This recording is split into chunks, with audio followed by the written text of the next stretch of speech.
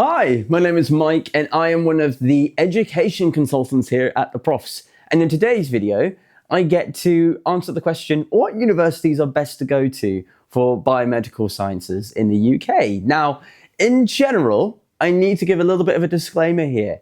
A lot of universities are very good for this subject because ultimately, anybody who's studying biomedical sciences are going into the subject in order to develop sort of professional expertise or practice in it. That's not to say you can't go into research, but if you want to specialize in lots of different areas, perhaps, of the applications of biology, where you're not necessarily wanting to be a medical doctor, but you might, say, want to work on technology or equipment that might be able to help in sort of medical practice. Maybe you want to specialize in psychology, or even you just generally don't know which direction you want to take and you want to specialize a little bit later, then biomedical sciences is a great subject in order to study at university as a degree. Now, I already have a select list of my top 3 universities in the UK. It wasn't an easy decision to make here. So I'm actually going to start off with a few honourable even mentions before I get into my top 3. But if you are interested or you like what you're hearing, make sure to like and subscribe. I hope you enjoyed this video. Let's get into our first honourable mention. So the first university I'd like to mention is the University of Loughborough. Now, this is a nice university. I think the typical grade requirements for this one are 2 A's and a B. And this is perhaps one of the more flexible universities on the list because whilst they do say you need to have biology sort of studies, let's say we're looking at typical sort of A-level subject requirements here, you also have the flexibility to maybe choose maths or one other science as a minimum. And if you have an A-level in another subject that isn't particularly science related, say maybe like a language or maybe something else humanities based, then you have the flexibility to be able to do that with a university like this. So it's definitely a university to consider if you're not the most streamlined in terms of your sciences, but perhaps you've come to the decision to study something like biomedical sciences a little bit later on in the process. Another university that sort of fits into that category, going into my second honourable mention, is the University of St Andrews. As well as looking absolutely gorgeous as a university, it's also very flexible with its grade options. So I should say, year on year, sometimes grade boundaries do change slightly. So I'm pretty sure that at some point this video is going to get a little bit out of date. So definitely double check the entry requirements for degrees, every year to see how they do change. If you're preparing well in advance, but at the moment we're looking at like a minimum of 2 A's and a B, I think, for the University of St Andrews, though some contextual offers, perhaps if you're doing maybe more than 3 A-levels, might ask you to perhaps have an additional grade requirement maybe in there. You are expected to have biology down, that is a must, as well as chemistry. So it's a little bit more restrictive, but mathematics is an optional thing. You could get away with just doing biology, chemistry, and physics, for instance, and that is also acceptable because it is another science. So that is also a little bit flexible, a little bit less so than Loughborough, but still a very, very good place to go to if you, again, are unsure as to what you want to do in the future. Last honourable mention, another university that I think is absolutely gorgeous. By the way, how university should look should not necessarily be 100% your standard from what university you choose, but it certainly helps you to sort of aspire to where you want to attend. I'm now looking at the University of Edinburgh. Now, this one also requires an AAB requirement. In terms of A-levels, obviously IB scores, we're looking, like sort of 38, 39, 40, with like sort of typical sort of specialisms within those subjects that we've already mentioned, biology being a must, chemistry also being a must. And now I think we're getting to the point where we're saying maths is recommended. And I think for most competition going for a university like this, definitely take that subject, but it isn't compulsory still.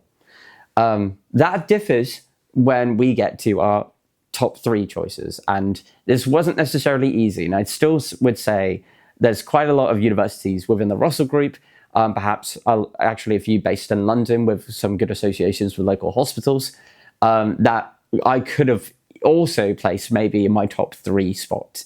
But we're going to put UCL as my sort of 3rd ranked university for biomedical sciences. And this is in particular on the BSc route, not necessarily the master's route, but given the similar affiliations with the department, I think my rankings are going to be very, very similar there too.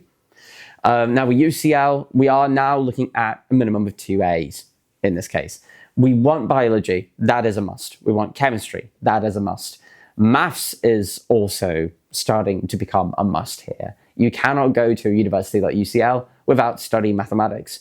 Even the most competitive people might also go for further mathematics or an equivalent of that and be expected in a contextual offer to maybe get a B in that perhaps. But again, it depends on the student that is applying, at least with a lot of these universities, apart from the last 2, which we're going to get into in a little bit. We're also getting into a stage, and this should generally be the case, that with this flexibility, you want to make sure, and I know this sounds funny, that you have to get an equivalent of a grade 6 in GCSE English language and mathematics as a minimum. If you do not have that for whatever reason, if you had a bad day with your GCSEs, you're going to have to retake them before considering going to a university like this. Otherwise, you're not unfortunately going to have much of a chance in getting into such an institution for this subject. Getting into our top 2.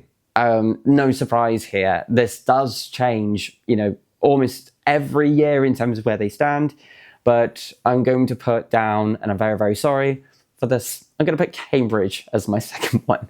Now, this got an A-star AA, and the reason why I put this as my number 2 is because Cambridge, they're very, very big on the natural sciences, so you can study lots and lots of different things, but I think maybe just in terms of structure, perhaps is a little bit more unfocused when it comes to if you have a particular sort of preference for biomedical sciences, you might have to study some other sciences at Cambridge that you don't necessarily want to as part of that degree. It's still a very, very, good place to be able to study biomedical sciences, though, without a shadow of a doubt. But you're going to have to study biology and chemistry and maths. Those are a must. Most other students, will be going in before A-levels as well, so they might have a 3rd science in there too. That is going to be the same with my top choice, the University of Oxford, with a similar minimum grade requirement. Now, I'm going to stress with these last 2 or 3 universities, these are minimum grade requirements. These are not the grades that will guarantee you getting in. Remember, competition for these places are going to be high. So I would be sort of thinking, if maybe an A-star AA was the minimum grade requirement, I might want to get 2 A-stars and an A just to be a little bit more self-assured that I can get onto a degree like this. And similarly, in this case, I think the grade, sort of the subject requirements for this are a little bit different. For Oxford, they want 2 A-levels, usually biology, chemistry, maths and physics, any 2 from those. So it's a little bit flexible. But again, most students probably will be going to that university with all of those in mind. So if you are going for Oxford and Cambridge, it's just very, very typical to expect people having studied all the sciences and maths for the biomedical sciences. It's not the only aspect of an application to these places that does really, really well, though. I mean, that is just the minimum aspect of things. You also want a very, very strong personal statement that actually shows that you've got a really, really good cause for studying biomedical sciences. And there are maybe 2 or 3 things that you need to mention that is really going to set you apart to study that course, in opposed to maybe studying to be a doctor or doing a degree in biology. And one of those things is the career plan. I think you need a really, really strong idea as to how that is going to benefit you. Of course, a lot of people go into this kind of degree for the flexibility of what they can study and how they can specialize. But if you already have an idea as to maybe what you want to specialize in, and you want a little bit of an additional niche to lean on sort of academically, That's fantastic. That's actually a very, very good reason to study biomedical sciences over maybe medicine, which is like very, very similar. If you didn't want to be a doctor, but you still wanted to work in the healthcare industry in a particular aspect, we want to know about it.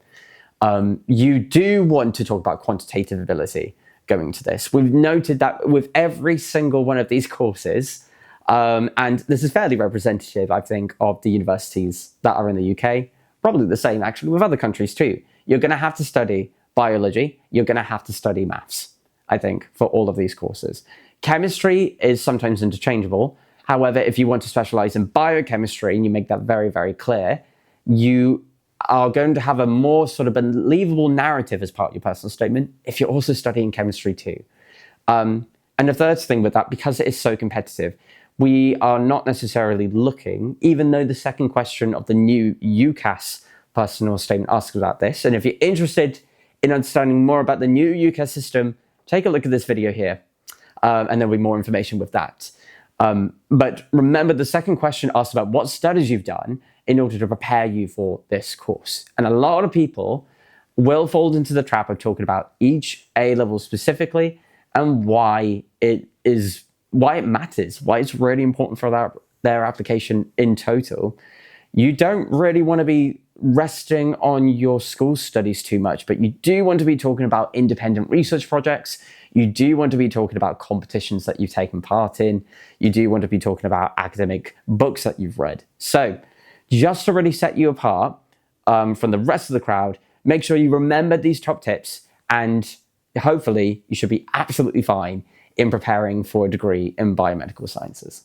So I'm sad to say we've come to the end of this video. I hope you enjoyed it. If you did, please make sure to like and subscribe in order to hear the latest information about university applications as well as tutoring services. If you have any questions yourself or any opinions about how some of these things are working, make sure to leave a comment in the comment section, or even share it with a friend or family member if you think they might be interested. But if you want to hear directly from us, have a look at the contact information on screen right now. And as always, best of luck with your application.